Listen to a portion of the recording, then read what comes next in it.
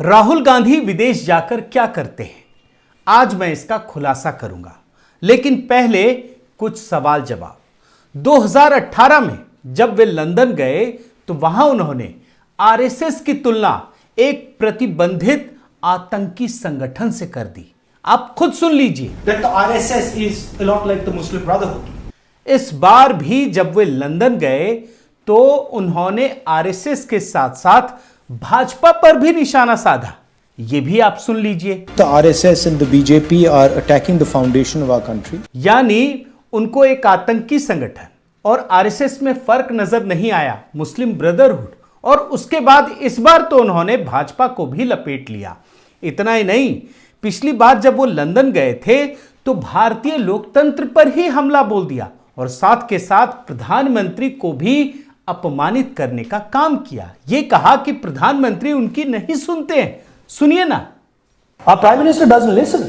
और इस बार भी उन्होंने सीधे प्रधानमंत्री को अपमानित करने का, बदनाम करने का काम किया। ये भी आप सुन लीजिए। Mr. Narendra Modi says he's not. Mr. Narendra Modi says he's a second class citizen in India. अब सवाल ये उठता है कि आखिर राहुल गांधी का प्रेम किस पर उमड़ता है, तो ये भी आपको मैं दिखाता हूं। 2018 में कांग्रेस अध्यक्ष बनने के बाद जब वो विदेश दौरे पर पहुंचे तो उन्होंने खुद ही इसका खुलासा कर दिया। आप सुन लीजिए किस पर प्रेम उमड़ता है उनका। What China does in 2 days takes India 1 year to do. देख रहे हैं ना, चीन की कैसे तारीफ कर रहे हैं और भारत को बदनाम कर रहे हैं। और इस बार भी जब वो ब्रिटेन में कैम्ब्रिज यूनिवर्सिटी में पहुंचे तो फिर से चीन के प्रति इनका जो प्रेम है वो उमड़ पड़ा। सुनिए क्या कहते हैं। The way the Americans value individual liberty, the Chinese value harmony. देख रहे हैं ना, चीन सद्भावना वाला देश है, सद्भावना प्रकट करता है। कुल मिलाकर देखें तो राहुल गांधी का विदेश दौरा भारत को बदनाम करने का एक टूल किट होता है। और आज के इस वीडियो में दोस्तों मैं दिखाऊंगा कि मोदी जी के सत्ता में आने के बाद वो जब भी विदेश दौरे पर पहुंचे तो किस प्रकार से उन्होंने भारत को, भारत के लोकतंत्र को, भारत की संस्थाओं को बदनाम करने का काम किया। साथियों नमस्कार, मैं हरिश्चंद्र बर्णवाल। राहुल गांधी एक बार फिर से सुर्खियों में हैं। वो एक बार फिर विदेश दौरे पर गए हैं और लगातार वहां जो कुछ भी कह रहे हैं, कर रहे हैं, वो सब की सब हेडलाइन में आपने देखी ही होगी। लेकिन आप यकीन मानिए, ये एक नई प्रकार की राजनीति है जिसमें वो गाली देते हैं और एक ही प्रकार का झूठ वो लगातार बोलते हैं। अब आप देखिए, लंदन में जब वो पहुंचे तो इस हेडलाइन को देख करके आप समझ में आ जाएगा कि वो क्या कह रहे हैं। Indian democracy under attack, Pegasus used to spy on me. Pegasus का मामला उठा रहे हैं। ये उसी प्रकार का मामला है जैसे बीबीसी ने किया। भारत में सुप्रीम कोर्ट का फैसला आ गया, लेकिन वो तो 2002 के दंगों से आगे बढ़ ही नहीं रहा है। उसको चूंकि प्रधानमंत्री मोदी को अपमानित करना है, बदनाम करना है, और वही काम राहुल गांधी कर रहे हैं।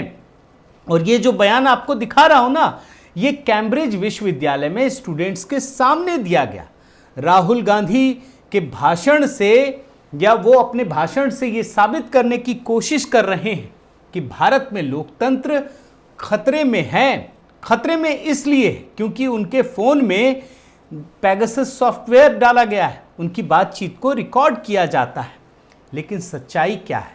सच्चाई ये है कि सुप्रीम कोर्ट की कमेटी ने जांच में पाया कि किसी भी मोबाइल फोन में पेगासस सॉफ्टवेयर नहीं पाया गया।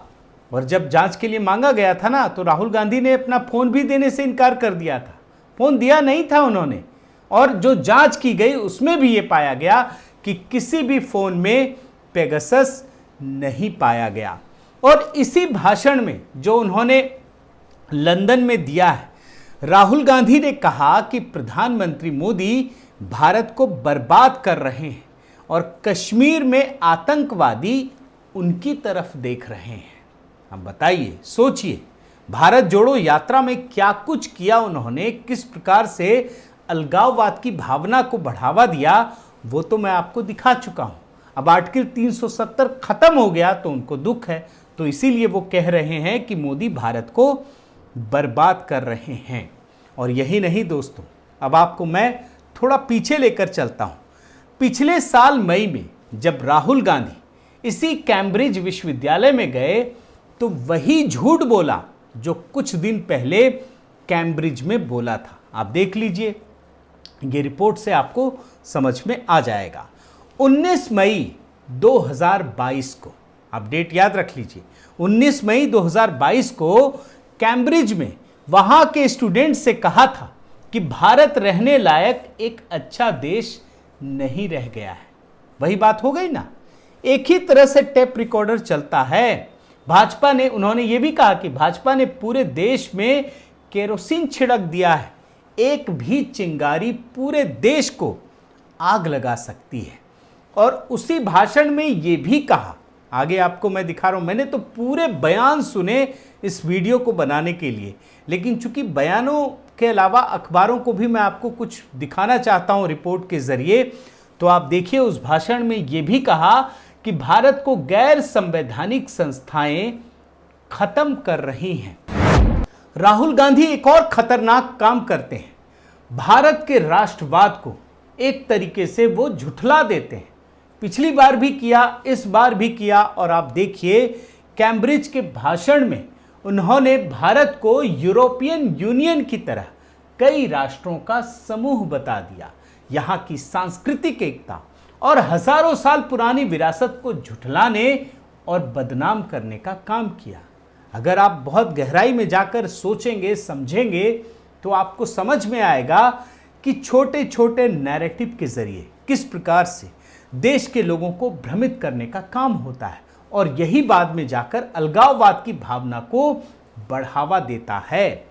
और आपको एक बात और जब मैं बताना चाहूंगा, क्योंकि ये रिसर्च में आया, मैं तो सारे विदेश दौरों को निकाल रहा था 2022 से पहले लगातार 3 साल, 2019, 2020 और 2021 में कोविड के कारण वो विदेश यात्रा नहीं कर पाए और इसीलिए वो भारत को बदनाम नहीं कर सके इन 3 सालों में।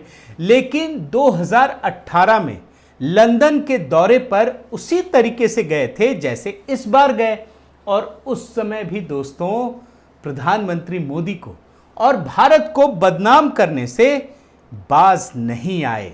उस दौरे में वे यूरोप भी गए और वहां भी उन्होंने वही काम किया। आप ये हेडलाइन देखिए, in Europe Rahul Gandhi singular target is Narendra Modi.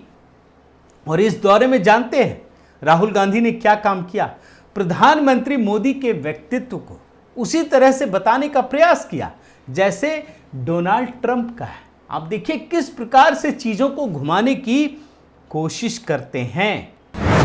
2018 में राहुल गांधी लंदन और यूरोप दौरे से पहले 3 और देश गए, सिंगापुर, मलेशिया, बहरीन के दौरे पर गए, और इन तीनों देशों की यात्रा के दौरान सिर्फ भारत को बदनाम किया और प्रधानमंत्री मोदी को गाली देने के सिवाय और कोई काम नहीं किया। उन्होंने मलेशिया में, आप रिपोर्ट देखिए, ये कहा कि अगर मैं प्रधानमंत्री होता तो नोटबंदी की फाइल को कूड़ेदान में फेंक देता।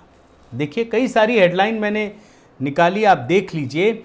अपने सिंगापुर के भाषण में राहुल गांधी ने वही नैरेटिव बनाया जो आज बना रहे हैं। आप रिपोर्ट देखिए, उन्होंने तभी कहा था कि भाजपा देश को बांट रही है, घृणा की राजनीति कर रही है, और यही पैटर्न होता है उनका। प्रधानमंत्री मोदी के व्यक्तित्व के प्रति नफरत पैदा करने के लिए क्या कहा आप भी देखिए। Rahul Gandhi in Singapore, unlike Modi I love even those who dislike me. कहने में तो बड़ा अच्छा लगता है, और राहुल गांधी तो वैसे भी नफरत की जगह प्रेम बांट रहे थे, नफरत की दुकान में प्रेम का वो लगा रहे थे, ये तो देखा। लेकिन हकीकत में क्या है ये भी मैंने आपको दिखाने की कोशिश की, क्योंकि राहुल गांधी हर दौरे में, हर विदेशी दौरे में प्रधानमंत्री मोदी को बदनाम करने के लिए हर तरह की झूठी बातें कहते हैं। आप ये रिपोर्ट देखिए, फिर आपको समझ में आ जाएगा। 2018 में जब राहुल गांधी बहरीन पहुंचे, वहां भी उन्होंने यही कहा था कि प्रधानमंत्री मोदी, भारत में प्रधानमंत्री मोदी घृणा, नफरत का और बंटवारा कर रहे हैं, मतलब लोगों को बांटने का काम कर रहे हैं। अच्छा, एक बात आप ध्यान दीजिए कि राहुल गांधी जब भी बाहर जाते हैं तो उनके पास और कोई मुद्दा होता नहीं है। वो ये नहीं बताते कि वो क्या कर रहे हैं। भाई, इस समय भी देश में उनकी 3 राज्यों में सरकार है, कई राज्यों में गठबंधन की सरकार है। भाई, आप अपना विजन भी तो पेश कर सकते हैं। आप बता सकते हैं ना कि हाँ जी, मैंने ये कर दिया, मैंने किसानों का ऋण माफ कर दिया, मैंने कहा था गंगा जल लेकर के, तमाम वादे कर सकते हैं। लेकिन वो इसलिए नहीं बताते हैं क्योंकि कोई पूरा हुआ ही नहीं है, और इसीलिए लोगों को भ्रमित करने का प्रयास होता है। और इन झूठे मुद्दों को गढ़ने का काम 2017 में, और पीछे आपको लेके जा रहा हूं, जब राहुल गांधी ने पहली बार अमेरिका की यात्रा की तब भी किया था। आप देख लीजिए, startup India can not be, मतलब शटअप इंडिया बोल रहे हैं ये स्टार्टअप इंडिया को। आप देख लीजिए, इस दौरान भारत को बदनाम करते हुए कहा था कि भारत के प्रधानमंत्री नरेंद्र मोदी राजनीतिक लाभ के लिए हिंदू मुस्लिम के बीच में खाई पैदा कर रहे हैं। और यही नहीं, प्रिंसटन यूनिवर्सिटी में भाषण देते समय यह भी कहा कि भारत का मेक इन इंडिया गलत दिशा में जा रहा है। आप देखते चले जाइए, जैसे आज राहुल गांधी कह रहे हैं ना कि पूरे देश में केरोसिन तेल फैला दिया गया है, वैसे ही 2017 में भी कहा था इन्होंने कि देश में मोदी सरकार के खिलाफ गुस्सा बड़ी तेजी से पनप रहा है, क्योंकि लाखों लोग समझ रहे हैं कि उनका देश में कोई भविष्य नहीं है। तो कुल मिलाकर दोस्तों, मैं आपको यह दिखाने का प्रयास कर रहा हूं कि राहुल गांधी के पास कोई पॉजिटिव एजेंडा नहीं है, कोई विजन नहीं है। ऐसा नहीं है कि लोकतंत्र खत्म हो गया। अगर लोकतंत्र खत्म हो गया होता तो फिर आप कैसे जीतते? भैया, अभी 3 राज्यों में चुनाव हुआ तो कई जगहों पर उपचुनाव भी हुआ, और उपचुनाव में कौन जीता? भाई, महाराष्ट्र में 2 दशक से भाजपा की जो सीट थी वो तो आप जीत गए, बंगाल में आप जीत गए, तृणमूल कांग्रेस के उम्मीदवार को हरा दिया आपने। तो क्या लोकतंत्र नहीं है? और आप बोलते हैं आपको बोलने नहीं दिया जाता। पूरे कई महीने तक हजारों किलोमीटर की यात्रा की आपने, और ये तो खुद आप दावा करते हैं कि तमिलनाडु से कश्मीर तक आपने किया। तो अगर लोकतंत्र नहीं होता, बोलने की आज़ादी नहीं होती, तो आप कैसे बोलते?